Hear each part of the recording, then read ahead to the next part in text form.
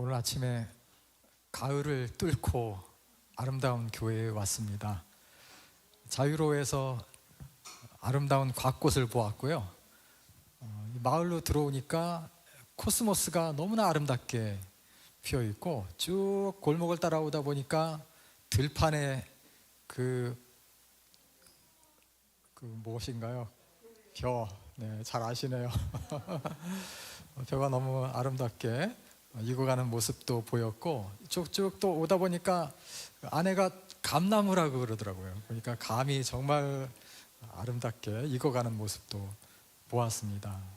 가을 하면 결실의 계절, 또 추수감사절이 있어서 감사가 생각이 나는 그런 계절입니다.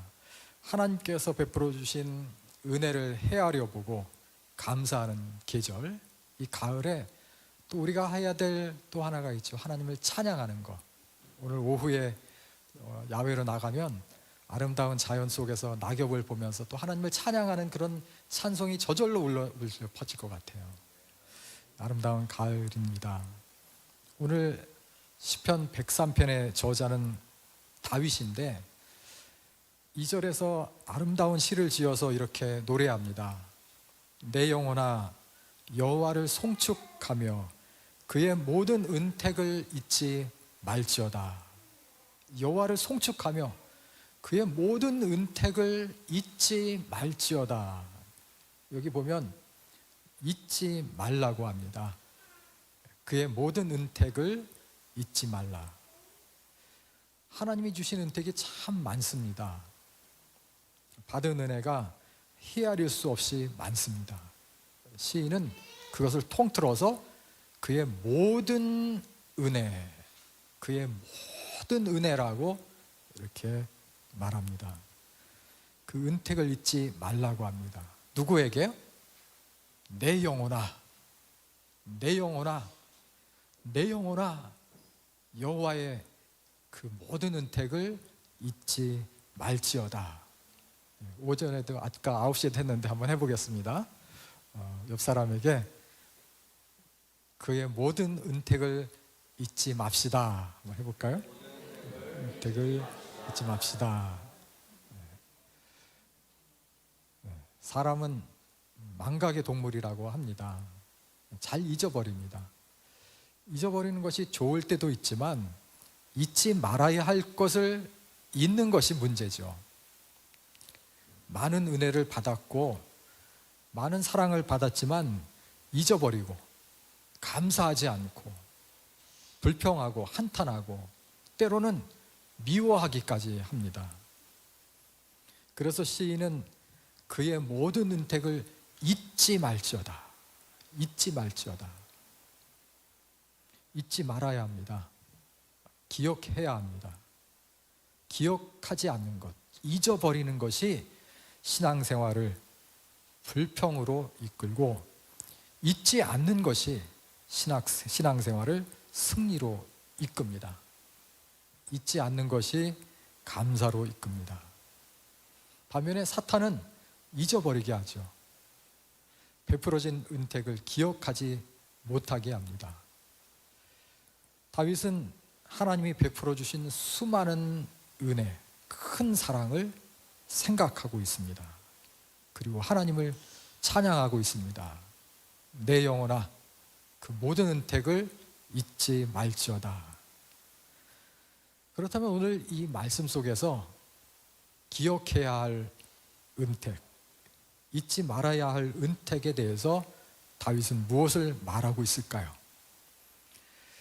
오늘 3절부터 5절을 보면 내 영혼아 그 모든 은택을 잊지 말라 하면서 은택을 이렇게 이야기합니다. 3절에 보면 그가 내 모든 죄악을 사하시며 내 모든 병을 고치시며 내 생명을 파멸에서 속량하시고 인자와 긍휼로 관을 씌우시며 좋은 것으로 내 소원을 만족하게 하사 내 청춘을 독수리같이 새롭게 하시는도다.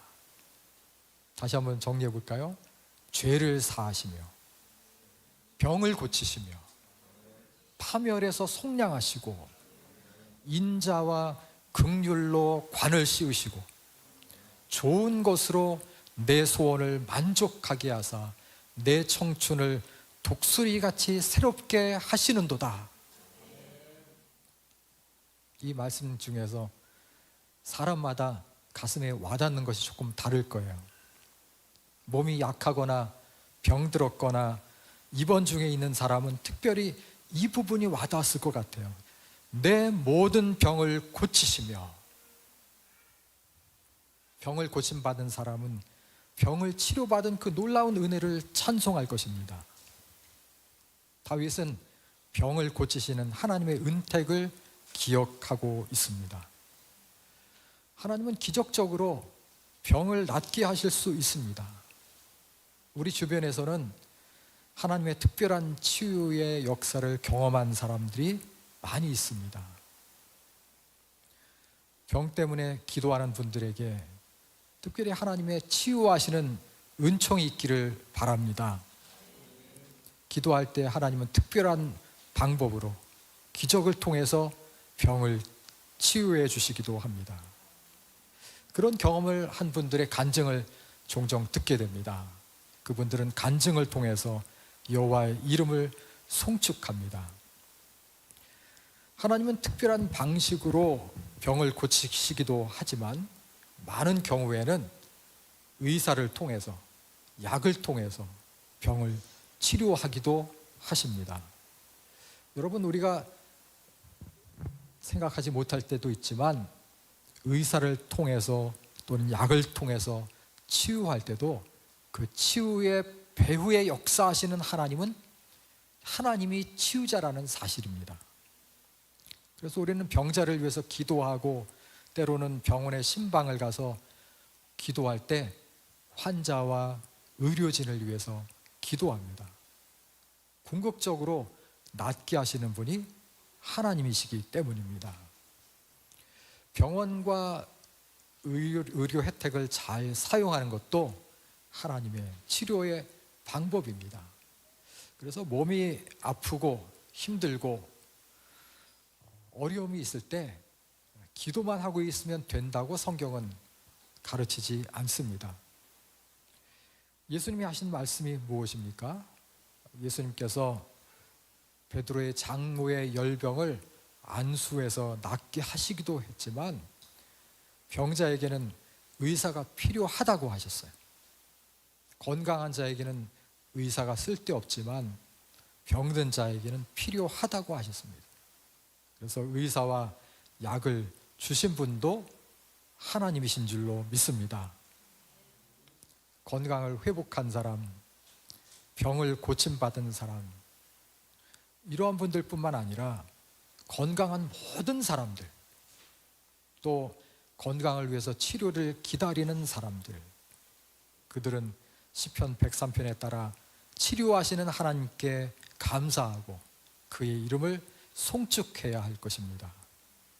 다윗은 여호와는 내 모든 병을 고치시는 분이라고 그의 이름을 송축하고 있습니다. 그 다음에 5절에 보면 하나님은 좋은 것을 주시는 분이라고 말하면서 다윗이 하나님을 송축합니다.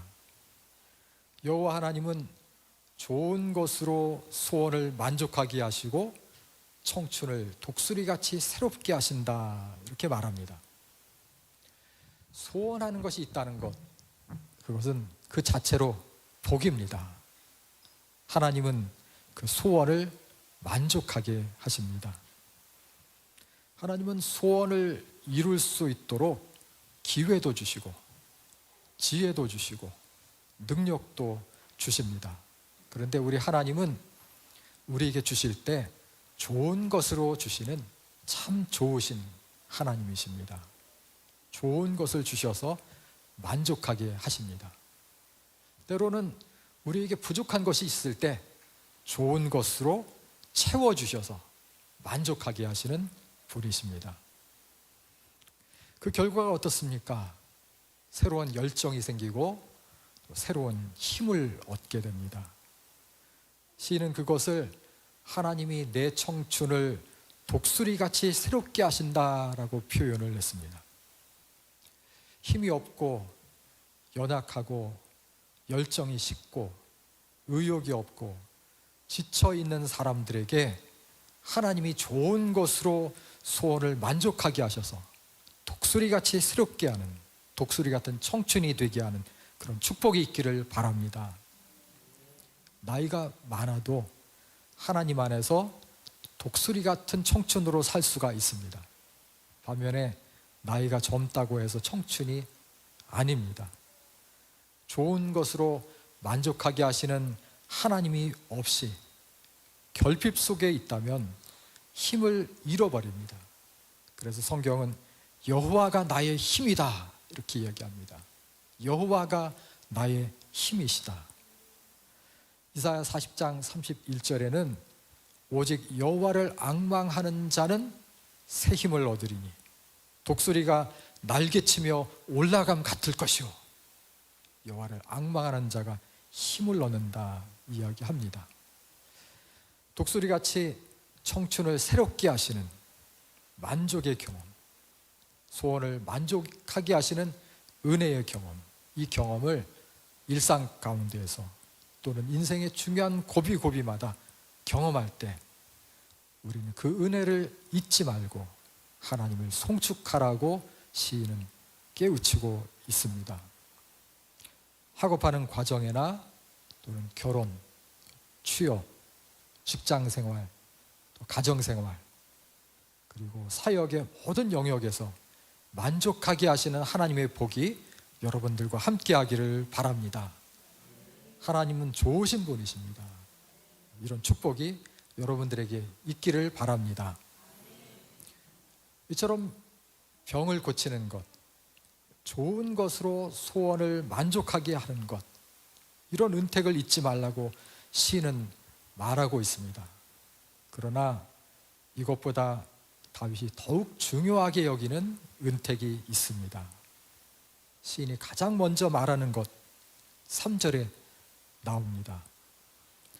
그가 내 모든 죄악을 사하시며, 바울은 이것을 가장 먼저 기억하면서 이 은택을 잊지 않고 하나님을 송축합니다.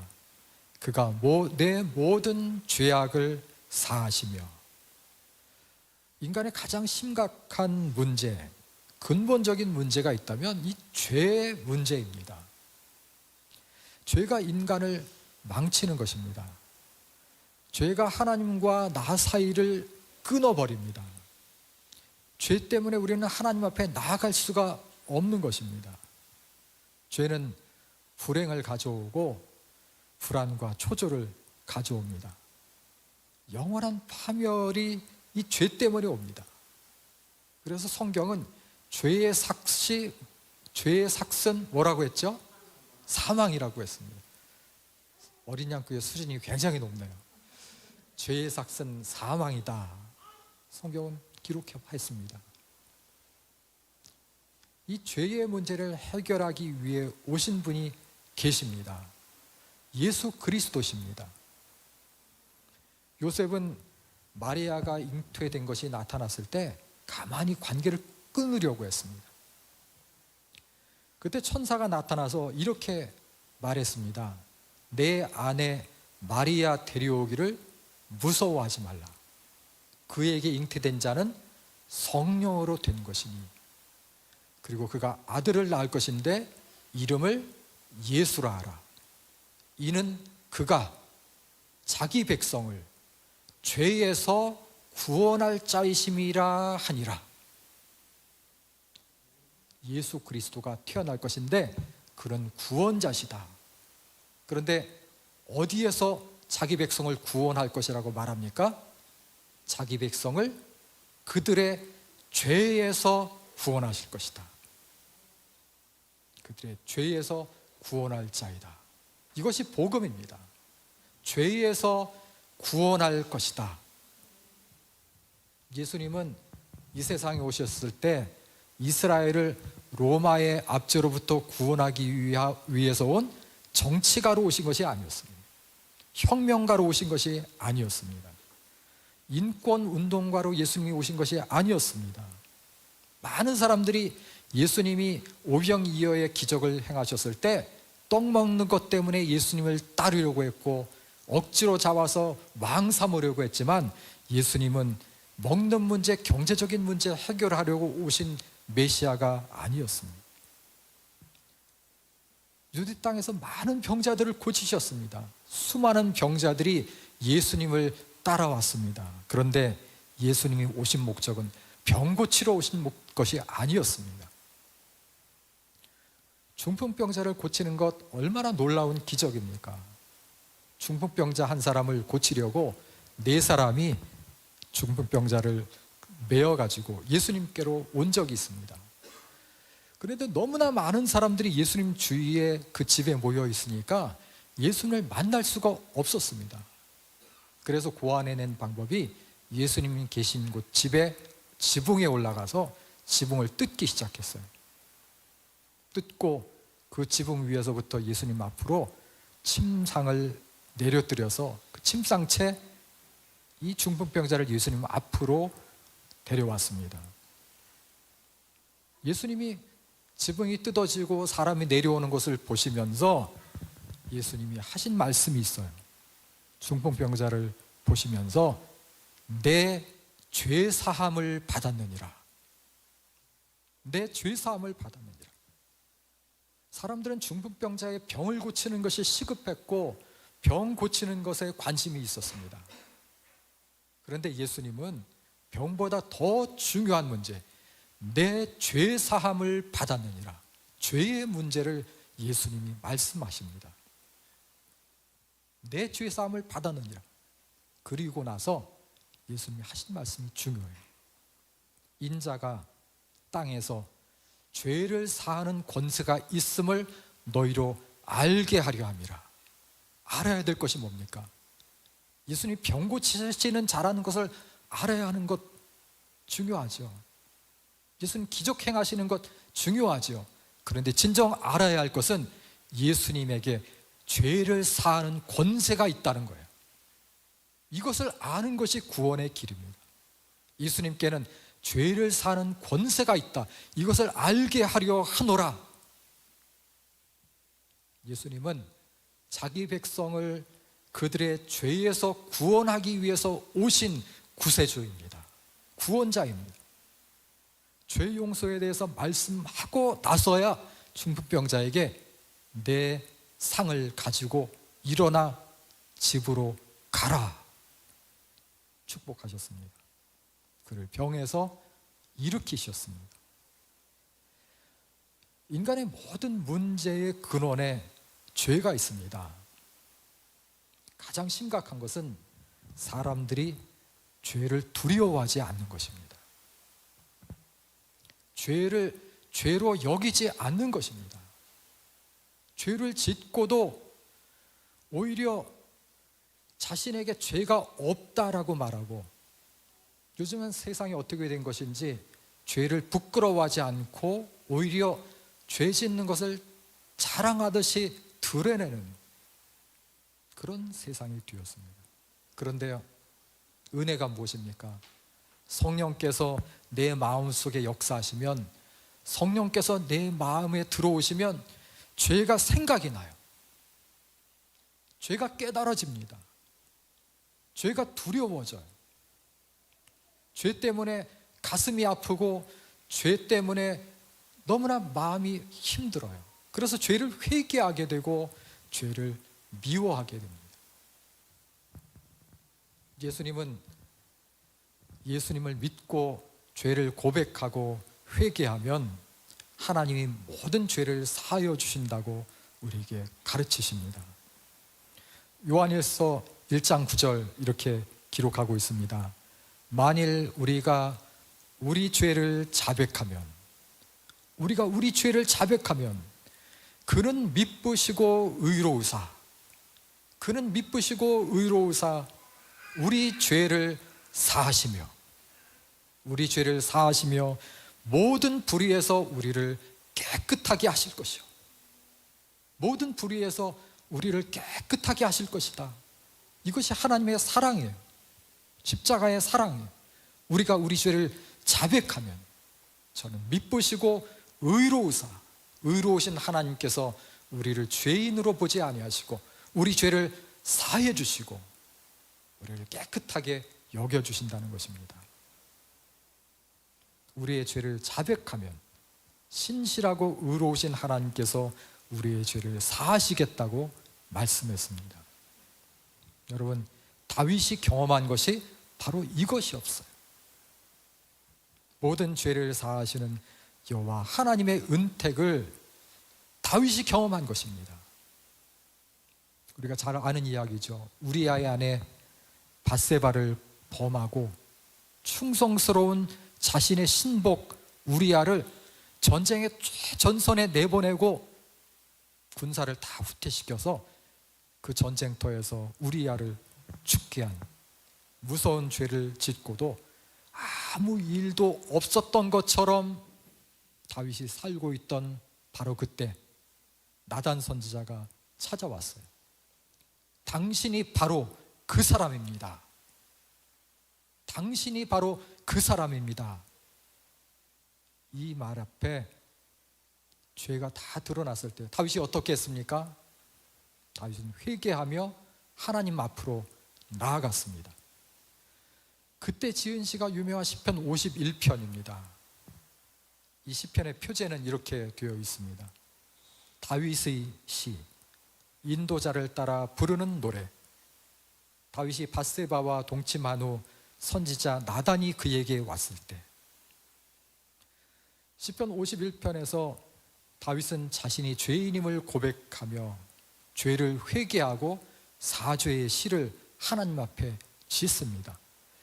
이 내용을 읽어보면 한마디 한마디가 하나님 앞에 회개하는 회개의 시며 자신의 죄를 있는 그대로 하나님 앞에 드러내면서 회개하고 있어요. 하나님이여, 주의 인자를 따라 내게 은혜를 베푸시며 주의 많은 긍휼을 따라 내 죄악을 지워주소서. 나의 죄악을 말갛게 씻으시며 나의 죄를 깨끗이 제하소서. 무릇 나의 죄과를 아오니 내 죄가 항상 내 앞에 있나이다. 우슬초로 나를 정결하게 하소서. 내가 정하리이다. 나의 죄를 씻어주소서. 내가 눈보다 희리이다. 주의 얼굴을 내 죄에서 돌이키시고 내 모든 죄악을 지워주소서. 하나님이여, 내 속에 정한 마음을 창조하시고 내 안에 정직한 영을 새롭게 하옵소서. 나를 주 앞에서 쫓아내지 마시며 주의 성령을 내게서 거두지 마소서. 주의 구원의 즐거움을 내게 회복시켜 주시고 자원하는 심령을 주사 나를 붙드소서. 하나님이여, 나의 구원의 하나님이여, 피 흘린 죄에서 나를 건지소서. 피 흘린 죄에서 나를 건지소서. 내 혀가 주의 의를 높이 노래하리이다. 내가 범죄하였나이다. 내가 피를 흘렸나이다. 피 흘린 죄로부터 나를 건지소서. 그리야만 내가 주의 의를 높이 노래하리이다. 회개하는 다윗의 죄를 여호와께서 사하여 주셨습니다. 오늘 우리가 읽은 시편 103편에서 다윗은 그가 내 모든 죄를 사하시며 라고 기록하고 있습니다. 내 영혼아, 여호와의 모든 은택을 잊지 말지어다. 그가 내 모든 죄악을 사하시며 라고 기록하고 있습니다. 예수님께서 화목 제물이 되어주셔서 십자가에서 피를 흘려주심으로 우리의 모든 죄는 사함을 받았습니다. 그러므로 이제 그리스도 예수 안에 있는 자에게는 결코 정죄함이 없습니다. 여호와를 송축해야 할 가장 큰 이유는 하나님이 우리의 모든 죄를 사하여 주셨다는 것입니다. 우리를 죄에서 사하기 위해서 피 흘려 주신 예수님의 보혈을 생각하며 우리는 하나님의 사랑을 찬송합니다.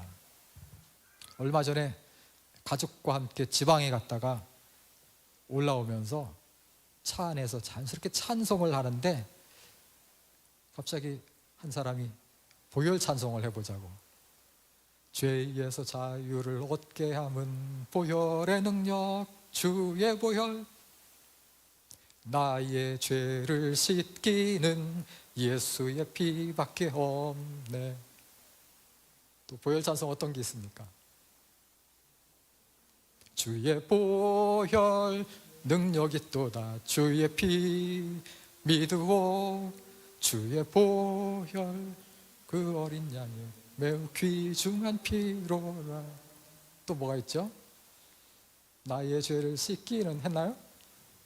나의 죄를 씻기는 예수의 피밖에 없네. 다시 성케하기도 예수의 피밖에 없네. 또 뭐가 있어요? 너무 많죠. 정답이에요. 제가 하려는 얘기가 그 얘기예요. 그 보혈 찬양을 부르는데 그렇게 많을 수가 없어요. 그렇게 십자가의 보혈의 은혜를 찬양하는 그 찬양의 노래가 많은지 모릅니다. 날 정케 하신 피 보니 그 사랑 한없네. 살 동안 받는 사랑을 늘 찬송하겠네. 늘 찬송하겠네. 늘 찬송하겠네. 살 동안 받는 은혜를 늘 찬송하겠네. 날 정케 하신 그 피 보니 그 사랑 한없다. 늘 찬송하겠다는 고백이 이 찬양에 담겨 있더라고요. 그래서 우리는 이 세상에서 찬송할 뿐만 아니라 영원한 하늘나라 천국에 가서도 찬송합니다. 샘물과 같은 보혈은 258장 찬송인데 5절에 이렇게 되어 있어요. 이후에 천국 올라가 더 좋은 노래로 날 구속하신 은혜를, 이후에 천국 올라가 더 좋은 노래로 무엇을 찬송합니까? 날 구속하신 은혜를 늘 찬송하겠네. 늘 찬송하겠네. 늘 찬송하겠네. 날 구속하신 은혜를 늘 찬송하겠네. 시편 103편에서 다윗은 내 영혼아 여호와의 은택을 잊지 말지어다, 여호와의 은택을 잊지 말지어다 하면서 내 영혼아 여호와를 송축하라. 여호와를 송축하라. 시편 103편에서 여호와를 송축하라라는 말이 몇 번 나오는지 아세요? 제가 설교 준비하면서 쭉 세봤어요. 세봤더니 7번 나와요. 7번 나오는데 1절에서 내 영혼아 여호와를 송축하라, 내 속에 있는 것들아 다 여호와를 송축하라 2번 나와요. 그리고 시편 맨 마지막 절에도 여호와를 송축하라가 2번 반복되고 전체에서 7번 나와요. 중요하다는 거죠. 내 영혼아 여호와를 송축하라. 송축하라 하면서 대상인 내 영혼뿐만 아니라 천군 천사 그리고 하나님이 창조하신 모든 만물을 향해서 선포해요. 사람뿐만 아니라 영적인 존재 하나님의 피조세계 전체를 향해서 여호와를 송축하라라고 이야기합니다. 내 영혼아 여호와를 송축하며 그 모든 은택을 잊지 말지어다. 여러분 각자에게 하나님께서 주신 은혜가 있을 것입니다. 생각나는 것이 무엇입니까? 개인적으로 또 가정적으로 생각나는 것이 있습니까? 또 교회적으로 생각나는 하나님의 은혜가 있습니까? 반드시 있을 것입니다. 생각나는, 다윗이 말하는 그 모든 은택이라고 말하는 그 안에 들어갈 하나님이 주신 은혜가 있습니다. 생각나지 않는다면 잊혀져서 생각에서 사라진 것은 없을까요? 그 모든 은택이 있을 것입니다. 그 모든 은택을 잊지 말라고 성경은 우리에게 말합니다. 사람은 쉽게 잊어버립니다. 그래서 받은 것을 받지 않은 것처럼 누리지 못하고 삽니다. 감사하지 못합니다. 사랑을 받았음에도 불구하고 은혜를 입었음에도 불구하고 망각하고 원망하고 도리어 아프게 할 때가 있습니다. 주변 사람과의 관계에서도, 가족 안에서도, 형제 자매 간에도, 부부 사이에도, 부모와 자녀 사이에도, 또 여기 같이 있는 성도 사이에도 받은 사랑과 은혜는 기억하지 않고 사소한 것 때문에 불평하고 원망할 수 있습니다. 생각해 보면 원망할 것보다 감사할 것이 더 많습니다. 생각해 보면 섭섭했던 것보다 받은 은혜가 더 많습니다. 어쩌면 그 모든 것보다 내 옆에 있는 사람이 그 존재 자체로도 나에게 얼마나 큰 은혜인지 모릅니다. 함께 밥을 먹을 수 있는 사람, 함께 커피를 같이 마실 수 있는 사람이 지금 내 옆에 있다는 것 그 자체가 은혜 아닙니까?